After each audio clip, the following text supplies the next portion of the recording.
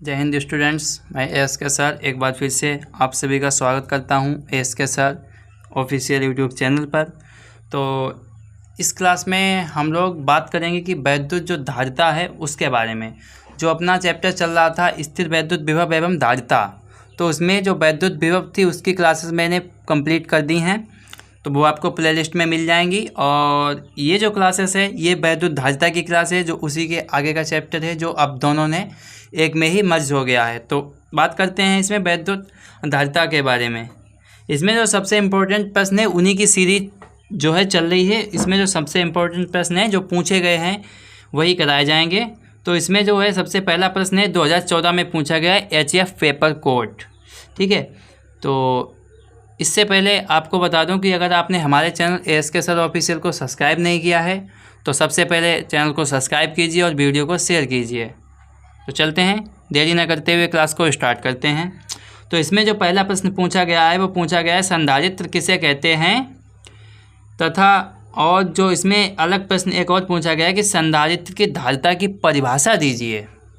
ठीक है, तो इसमें जो इसका जो उत्तर रहेगा वो सबसे पहले संधारित्र के बारे में बात करेंगे। तो संधारित्र क्या होता है कि संधारित्र जो होता है, संधारित्र एक ऐसा समायोजन है, संधारित्र एक ऐसा समायोजन है जिसमें किसी चालक के आकार में परिवर्तन किए बिना ही उसकी धारिता बढ़ाई जा सकती है। ठीक है, और कैसे बढ़ाई जाएगी, उसका विभव कम करके उसकी धारिता को बढ़ाया जा सकता है, जिससे कि उस पर आवेश पर्याप्त मात्रा में संचित हो जाएगा। आवेश को ही संचित किया जाता है संधारित्र पर। ठीक है, और संधारित्र की धारिता जो होती है उसकी जो परिभाषा रहेगी, ये जो अगला प्रश्न पूछा गया है, तो किसी संधारित्र की एक प्लेट को दिए गए आवेश, संधारित्र की एक प्लेट को दिए गए आवेश तथा दोनों प्लेटों के बीच उत्पन्न विभवांतर के अनुपात को संधारित्र कहते हैं। जो ये संधारित्र को आवेश दिया गया है इसका और दोनों प्लेटों, जो संधारित्र की प्लेटें हैं उनके बीच जो विभवांतर उत्पन्न होगा, इसका जो अनुपात है वो वैद्युत धारिता के बराबर होता है। और इसका जो मात्रक होता है वो फैराड होता है। क्या होता है? धारिता का मात्रक फैराड होता है। तो यहाँ से प्रश्न नंबर 1 कंप्लीट हुआ। अब चलते हैं नेक्स्ट क्वेश्चन पे। नेक्स्ट क्वेश्चन जो है वो हमारा रहने वाला है कि विलगित गोलीय चालक, क्या कि विलगित गोलीय चालक की वैद्युत धारिता का व्यंजक। इसमें जो ये गोलीय चालक है, ठीक है, इसकी जो वैद्युत धारिता कितनी होगी उसका व्यंजक ज्ञात करना है। तो सबसे पहले इसमें जो गोलीय चालक लेंगे, इसमें जो ये O है इस पर +Q आवेश रखा जाएगा। ठीक है, माना कि ये गोलाकार चालक की त्रिज्या R है, इसकी त्रिज्या जो है R ले ली गई है। उसके बाद में तथा उसे Q आवेश से आवेशित किया जाता है। इसे Q आवेश दिया गया है जिस कारण आवेश इसके पृष्ठ की जो सतह है उस पर फैल जाता है। तो चालक पर लगने वाला वैद्युत विभव, जो चालक पर वैद्युत विभव लगेगा उसका सूत्र होगा V बराबर 1/4 एप्सिलॉन नॉट के इंटू QY/R। ये जो इस पर इतना विभव लगेगा। ठीक है, अब चूँकि जो चालक की धारिता होती है वो होती है C बराबर Q/V, C बराबर Q/V। ठीक है, यहाँ से जो समीकरण 2 हो जाएगा। अब समीकरण 1 का ये जो मान है समीकरण 2 में रखने पर, जब समीकरण 1 का मान समीकरण 2 में रखेंगे तो हो जाएगा C बराबर Q इंटू 1/4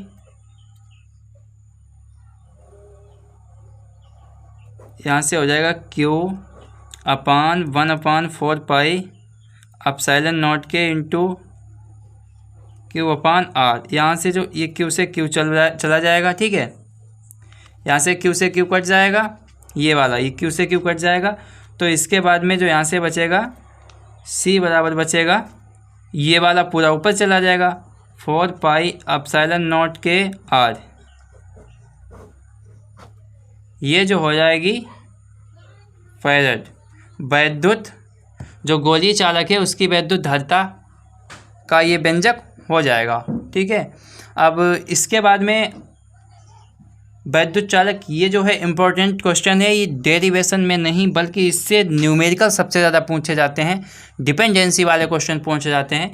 तो आप लोग इसको ध्यान से देख लेना, न्यूमेरिकल बनने की संभावना ज़्यादा रहती है, लेकिन डेरिवेशन भी 2-4 वर्षों में पूछे गए हैं।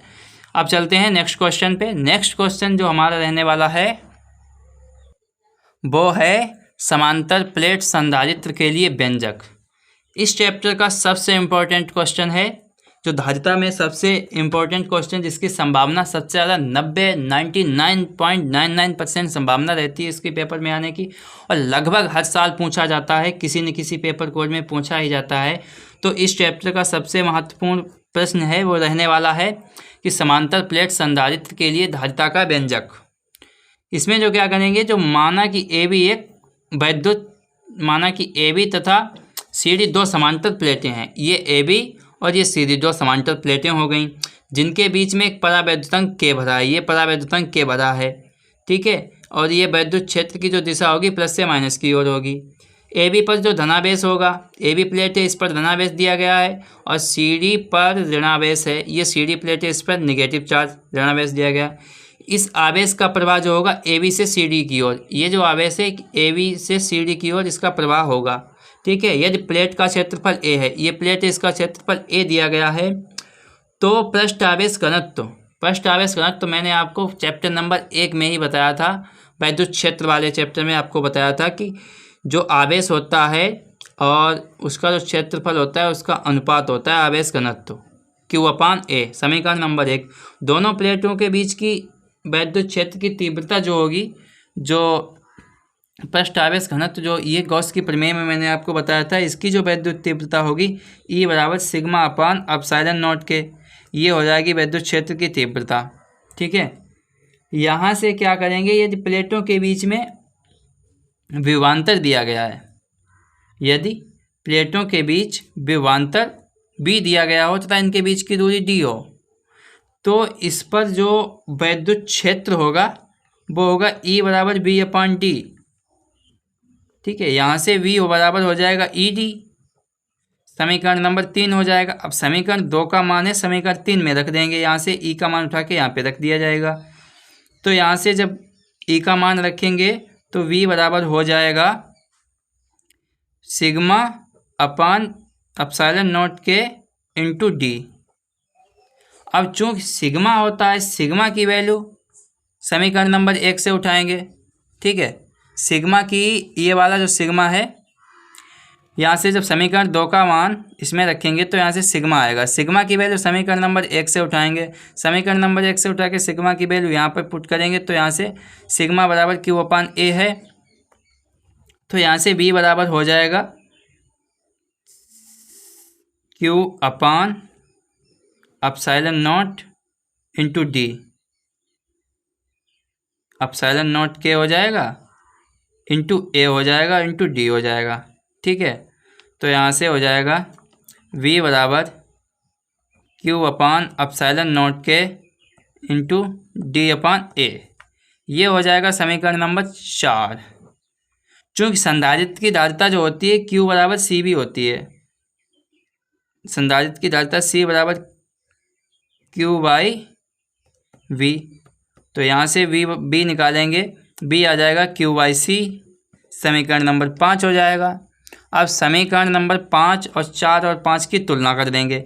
इन समीकरण नंबर जो 4 और 5 बनेगा, ये C बराबर QV, यहाँ से हो जाएगा V बराबर Q/C, समीकरण नंबर 5। अब समीकरण नंबर 4 और समीकरण नंबर 5, इनकी जब आपस में तुलना करेंगे तो हो जाएगा Q/ε0 के इंटू D/A बराबर Q/C, ठीक है। तो यहाँ से Q से तो Q कट जाएगा, यहाँ से जो C की वैल्यू आएगी C बराबर ε0 के इंटू A/D। ये जो सूत्र होगा समांतर प्लेट संधारित्र की धारिता का होगा। क्या होगा? समांतर प्लेट संधारित्र की धारिता का सूत्र ये वाला होगा, ठीक है। अब ये सबसे इम्पोर्टेंट रहने वाला है इस चैप्टर का, तो इसको सबसे ध्यान से आप लोगों को पढ़ना है और इसको बार बार रिवाइज करना है, क्योंकि हर साल पूछा जाता है, कोई भी साल गैप नहीं होता है। अब बात करते हैं, इसमें जो है एक और पॉइंट आता है सबसे इम्पोर्टेंट, इसी के रिगार्डिंग पूछा जाता है कि प्रश्न कहता है कि संधारित्र की धारिता बढ़ाने के लिए आवश्यक शर्तें क्या हैं। जो संधारित्र की धारिता है वो किस प्रकार बढ़ेगी, उसके लिए क्या क्या आवश्यक है। तो ये जो सूत्र दिया गया है, इसी सूत्र से आपको इस प्रश्न का मैं हल बताऊंगा। जो जैसे संधारित्र की धारिता C है, यदि A को बढ़ा दिया जाए, C डायरेक्ट प्रोपोर्शनल क्षेत्रफल के समानुपाती होगा। यदि A को बढ़ाएंगे तो C बढ़ेगा। तो प्लेट का क्षेत्रफल बढ़ा दिया जाए तो वैद्युत धारिता बढ़ जाएगी। परावैद्युतांक K का मान बढ़ा दिया जाए, ये C जो है K पर भी डिपेंड करेगा। अगर इस K का मान बढ़ा दिया जाएगा तो भी वैद्युत धारिता बढ़ जाएगी। और ये प्लेटों के बीच की दूरी, जो दूरी D है, ये जो है इन्वर्सली प्रोपोर्शनल है। तो अगर इसको घटाएंगे तो C बढ़ेगा, प्लेटों के बीच की दूरी को घटा दिया जाएगा तो C बढ़ जाएगा।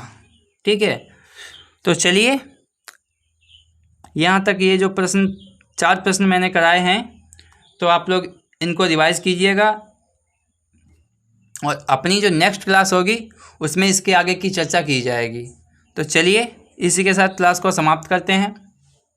इससे पहले अगर आपको हमारी वीडियो अच्छी लगी हो, हमारा कंटेंट पसंद आ रहा है, समझाने का तरीका, टीचिंग ऑफ मेथड, तो आप लोग प्लीज़ हमारे यूट्यूब चैनल को सब्सक्राइब करें और ज़्यादा से ज़्यादा अपने दोस्तों के साथ शेयर करें, ताकि आपका भी भला हो और उनका भी भला हो। अपना भला नहीं करना है, क्योंकि अपने दोस्तों को भी बताना है। ठीक है, आप लोग क्लास अगर अच्छी लगी हो तो आप रिलेटिव्स के साथ शेयर कर सकते हैं, अपने दोस्तों के साथ शेयर कर सकते हैं। जो पढ़ाई में कमज़ोर हो उसके लिए भी ये क्लास बहुत इम्पोर्टेंट है, क्योंकि यूपी बोर्ड 2024 में अब ज़्यादा टाइम नहीं बचा है। तो उसको टारगेट करते हुए जो सीरीज़ मैंने स्टार्ट की है, यह आपको उससे पहले पूर्णता होगी। ठीक है, तो चलिए देरी ना करते हुए और क्लास को ज़्यादा ना खींचते हुए यहीं पर समाप्त करते हैं। और आप लोग, उम्मीद करता हूँ हमारे चैनल को सब्सक्राइब किया होगा और वीडियो को भी शेयर किया होगा। तो चलिए इसी के साथ क्लास को समाप्त करते हैं। जय हिंद।